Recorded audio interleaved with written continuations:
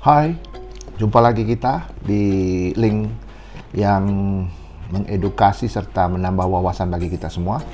Hari yang berbahagia ini saya akan sharing satu hal yang sedang tren ya sekarang, yaitu tentang COVID-19 yang kita tahu bahwa sejak bulan Januari, Februari, startnya itu bulan Maret, Indonesia tengah dilanda pandemik yang sangat serius yang meluluhlantakkan banyak sekali bisnis ataupun ekonomi ya, yang menjadi sorotan publik ya, utamanya para pemerhati ekonomi serta banyak sekali perusahaan-perusahaan yang kolaps ya.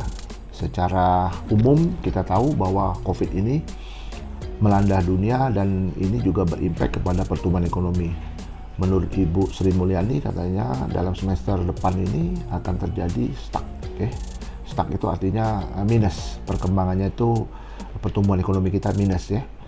Nah itu kalau tidak bisa diperbaiki maka akan terjadi resesi serius, yang sangat serius.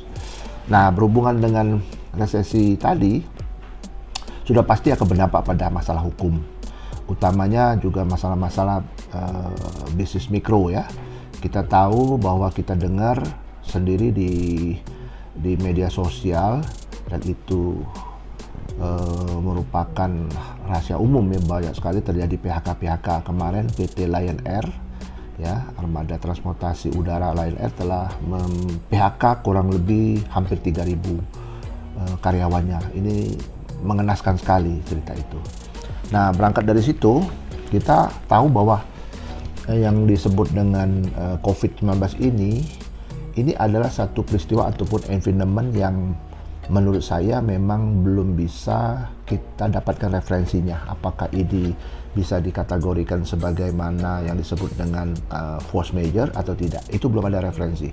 Namun menurut saya COVID ini bisa menjadi satu peristiwa yang sangat terselektif sekali menjadi peristiwa namanya force major, yaitu apabila bisnis tersebut berhenti ya ataupun dilarang oleh pemerintah, sama sekali tidak boleh melakukan kegiatan, maka dia tidak bisa melakukan prestasi terhadap krediturnya itu. Nah ini mungkin bisa dikategorikan sebagai suatu peristiwa environment yang tidak diinginkan oleh para pihak.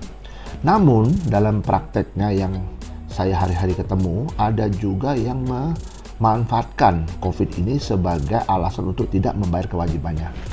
Sebagai contoh, ada beberapa kontraktor yang datang dengan saya dan minta advice ke saya, apakah kami ini harus menjadi korban Pak dari bohir yang tidak mau membayar pekerjaan kami dengan segala macam alasan, baik itu alasan secara yuridis ya, dia melakukan alasan-alasan yuridis, bahkan melakukan litigasi untuk seolah-olah dalam tanda petik itu membenarkan apa yang dia lakukan itu. Nah ini saya mau memberikan satu pandangan bahwa yang peristiwa seperti itu ya sebenarnya itu adalah satu tindakan tidak pidana di dalam hukum bisnis itu.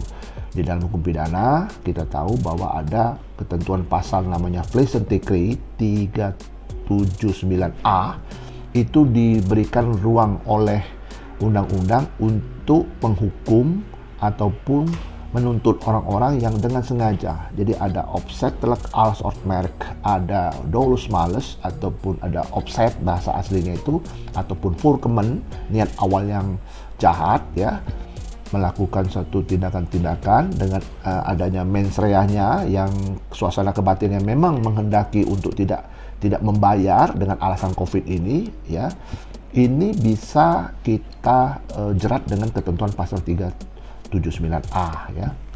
Satu tempo para kreditur itu juga bisa melakukan upaya yang disebut dengan PKPU. Nah, PKPU itu sebenarnya adalah upaya dari para kreditur untuk mendapatkan haknya terhadap kreditur yang memang secara sengaja ataupun juga secara terus-menerus ya mempermainkan misalnya cara-cara pembayaran. Karena efeknya apabila satu kontraktor itu tidak dibayar, maka akan menjadi efek domino itu kepada supplier-supplier lain, di mana kontraktor itu juga mengambil barang dari tempat lain, materialnya dan sebagainya, itu akan semua macet, maka itu efek dominonya luar biasa.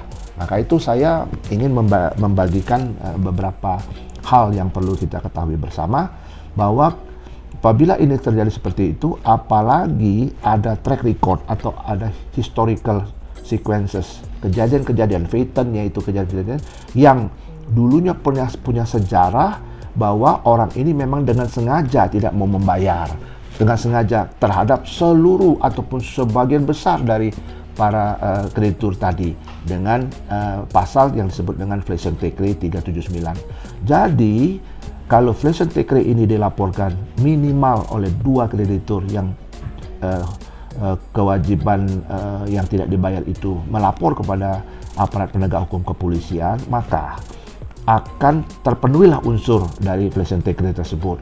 Dan saya akan mempertegas bahwa para penegak hukum tidak usah ragu-ragu untuk menegakkan ketentuan pasal 379A ini atau Flash and Take-Rate ini, ya. Dan juga Flash and Take-Rate ataupun ketentuan 379 ini tidak ada kaitan dengan upaya hukum apapun juga, baik upaya hukum perdata, PKPU, kepailitan, laporan pidana lain, dan lain sebagainya yang seolah-olah menghambat pembayaran ataupun menghambat proses dari ketentuan pidana tadi. Jadi saya berharap apa yang saya sampaikan ini mungkin bisa bermanfaat bagi kita semua. Semua sehat, terima kasih, semangat.